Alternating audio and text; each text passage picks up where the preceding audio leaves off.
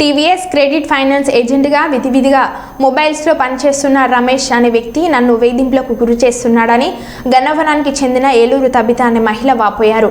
ఈ సందర్భంగా ఆమె మాట్లాడుతూ గన్నవరంలోని ప్రముఖ మొబైల్ షాప్ నందు ఆగస్టు 2023 సంవత్సరంలో వాయిదా పద్ధతుల ద్వారా మొబైల్ కొనుగోలు చేసినట్లు, ఆ ఫోన్కి సంబంధించి టీవీఎస్ ఫైనాన్స్ ఏజెంట్ రమేష్ అనే వ్యక్తి ఫైనాన్స్ చేస్తున్నట్లు తెలిపారు. ఫైనాన్స్ చేసిన తర్వాత కంపెనీ నామ్స్ ప్రకారం మొబైల్స్ నెంబర్ ఇవ్వాలని ఫైనాన్స్ ఏజెంట్ రమేష్ అన్నట్లు పేర్కొన్నారు. ఈ పరిచయంలో నా తండ్రికి ఆరోగ్య పరిస్థితి బాగాలేదు, ఆర్థిక పరిస్థితి బాగోలేదని మాటలు కలిపి తరచుగా ఫోన్ చేసి విసిగినట్లు తెలిపారు. తనకు కాల్ చేసి అసభ్యకరంగా మాట్లాడుతున్నట్లు పేర్కొన్నారు.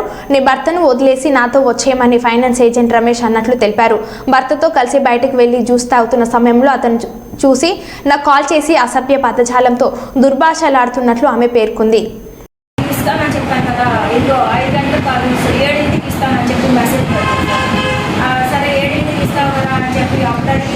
మరి స్టేషన్లో కంప్లైంట్ ఇచ్చారు మరి మీరు? ఏమన్నారు? ఫోన్ చేశారు సార్, ఆ సార్కి ఫోన్ చేస్తే దానికి కూడా రెస్పాండ్ అవ్వకుండా అప్పుడు మాత్రం ఇంట్లో వస్తున్నాను పొద్దున ఫోన్ చేశారు సార్. ఆ సార్ వాళ్ళు ఏంటి ఇట్లా ఒక అమ్మాయి మీరు వచ్చి కంప్లైంట్ ఇచ్చింది, ఈఎంఐ కూడా సార్ నేను కట్టేస్తే మేకంతా నా ఈఎంఐ పూర్తయిపోయింది సార్. జూలై వచ్చేస్తుంది, నాకేమో స్టిల్ ఇంకా వస్తుంది సార్, అలర్ట్ వస్తుంది సార్ ఈఎంఐ కట్టమని.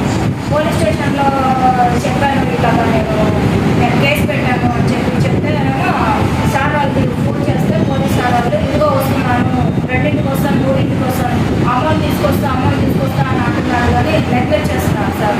మీరు స్టేషన్లో కంప్లైంట్ ఇచ్చి ఎన్ని రోజులు అవుతుందండి? సార్ 4 days అవుతుంది. 4 days సార్. అబ్బాయి మీద యాక్షన్ తీసుకోమని అడుగుతున్నాను సార్. ఎందుకంటే ఊరికే హెరాస్మెంట్ అవుతుంది సార్. ఇక్కడికి రా అక్కడికి రా ఊరికే పిలిపిస్తున్నాడు. నేను ఎక్కువసార్లు ఇంకా తిరగలేను సార్. అందుకే నేను ఇంకా నాకంటూ పెద్దవాళ్ళకి చెప్తే మీరు అడిగితే అయింది సార్. జనవరిలోకి వచ్చేసరికి ఫోన్ కట్టకముందే బ్లాక్ చేసేసాను సార్ ఫోన్. తర్వాత ఎందుకు బ్లాక్ చేసామంటే షాప్కి వెళ్ళి అడిగాను సార్. నేను అడిగినప్పుడు అబ్బాయి 3000 ఫైన్ కట్టించుకున్నాడు సార్.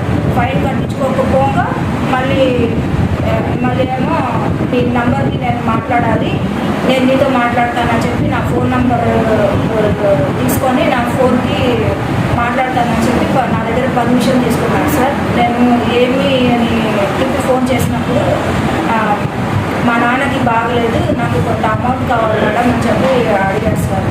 సరే అని చెప్పి నేను చూస్తానని చెప్పాను సార్. ఫస్ట్లో అయితే నేను ఇవ్వలేదు సార్. ఆ తర్వాత నాకు అమౌంట్ ఇవ్వడం మేడం అని వెనకపడ్డాడు సార్ అబ్బాయి. సర్లే బాగాలేదు అంటున్నాడు కదా అని చెప్పి ఏం బాగాలేదని అడిగితే గుండె నొప్పి వచ్చింది, పెరాలసిస్ లాగా వచ్చింది అని చెప్పి అన్నాడు సార్. మూతి వంకరపోతుంది, కాలు చెయ్యి పడిపోతున్నాడు. నేనేం చేస్తానని అడిగాడు సార్. నేను డాక్టర్ చదివానని చెప్పాను. అయితే వర్క్ చేయమని చెప్పాను. మీరు డాక్టరే కాబట్టి మీకు తెలుసు కదా మేడం పేషెంట్ ఎంత బాగాలేకపోతే ఎంత ఇబ్బంది అని. సో నేను దానికోసం నేను ఫోన్లే అని చెప్పి కొంతవరకు అప్పుడప్పుడు 5000 2000 అట్లాగా నేను ఫోన్పేలో అయితే ఒక 10,000 వరకు ఇచ్చాను సార్. ఆ తర్వాత క్యాష్ వచ్చి బ్యాంక్ దగ్గర అక్కడ ఒక 5,000 10,000 13,000 అట్లాగా కొంత అమౌంట్ అయితే తీసుకున్నాను సార్. అది చివరికి ఒక హ్యూజ్ అమౌంట్ అయింది. చాలా రోజులు అయిన తర్వాత డబ్బులు అడుగుతున్నాను సార్, డబ్బులు ఇవ్వమని చెప్పి. అయితే ఆ డబ్బులు ఇవ్వమని చెప్పినప్పుడల్లా హరాస్మెంట్ స్టార్ట్ పెట్టాడు సార్. నువ్వు బాగుంటావు, నువ్వు బాగుంటావు, అట్లా మాట్లాడద్దు, డబ్బుల కోసం నేను ఫోన్ చేశాను అని అడిగితే మీరు రండి పలానా షాప్కి రండి నేను ఇస్తాను అని చెప్పి పిలిచాడు సార్. ఎవరో ఆయన పేరు Ramesh sir, finance agent sir. ఏ ఫైనాన్స్ అండి? Sir TVS credit. ఎక్కడ ఉంటాడండి ఆయన? సార్ ఆర్కే షాప్లో ఉంటాడు, గన్నవరంలో ఫైనాన్స్ చేస్తాడు. గన్నవరంలో చేస్తాడు, ఆర్కే షాప్లో ఉంటాడా? ఓకే. అయితే సార్ డబ్బులు అడిగినప్పుడల్లా ఇదిగో ఇస్తాను, ఇవ్వనని మాత్రం చెప్పాడు సార్. ఇదిగో ఇస్తాను, అదిగో ఇస్తాను అని రోడ్డు మీదకి ఎండలో సార్ ఏప్రిల్ మే నెలలో అంతా తిప్పాడు సార్. ఎండల్లో తిరిగి ఇదిగో నేను వచ్చాను అని ఫోన్ చేస్తే నువ్వు అక్కడ ఉండు, సంగీత షాప్లో ఉంటాను నేను, అక్కడికి రా. నేను రాను అంటే ఇంకా అయితే ఇంటికి వెళ్ళు అనేది చూసేసాను, వెళ్ళిపో నువ్వు అని చెప్పి ఎండలో తిప్పి పంపించేసేవాడు సార్.